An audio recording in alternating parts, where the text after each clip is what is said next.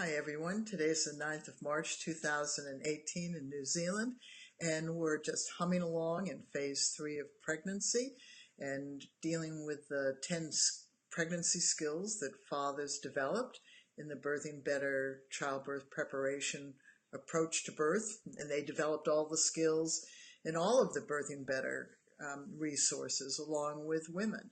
So fathers and mothers equally developed these skills, because as human beings, we really crave to have the ability to communicate with each other. Around pregnancy and childbirth, it's the easiest time to do it because it's a shared collective experience. You're either pregnant or you're not. A woman, when she is pregnant, will give birth 100% of the time. So as a man, you are stepping in to this commonality that women share. But as a human being, you are stepping into the commonality of our shared human body. And that's what we want to talk about today. So of the 10 pregnancy skills, where does preparing a woman's pregnant body fall? It's in the attention to detail skill. Also developing a second set of arms and a second set of eyes, so you can see and you can feel the changes that you can create in her body or that she can create in your body. It's also about humor. When you do things like the hip lift, which we'll show you a picture of, it's fun, it's amazing. So you have a lot of humor and delight in that. And most of all, one of the skills you're bringing to this is your clarity, is that your intention as a father-to-be is to help your baby's mother prepare her body to give birth. And as we said before, 100% of pregnant bodies are preparing to labor and have a vaginal birth, regardless of whether the mind knows that you're going to have a non-laboring cesarean. So you and your partner can enjoy preparing for the birth of your baby, even if you're going to have a surgical birth. You can learn the same skills, and you can use those skills on the way to the hospital while being pregnant and in surgery. So learning skills to birth your baby is about having the skills to work through the time it takes to birth a baby, no matter how that happens. So today we're going to talk about how you work with your bony pelvis. So let me see if I can get this up now. Yep, there you go. So your hip bones can move up and down. That's how they can move. That doesn't really create space for the baby. So as a man, you more likely understand this is a big object that has to come out.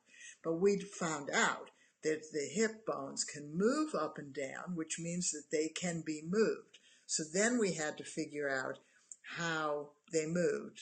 Whoops, not that one. Okay, that one. Okay, so this is a woman. There's a pregnant woman doing this on her partner.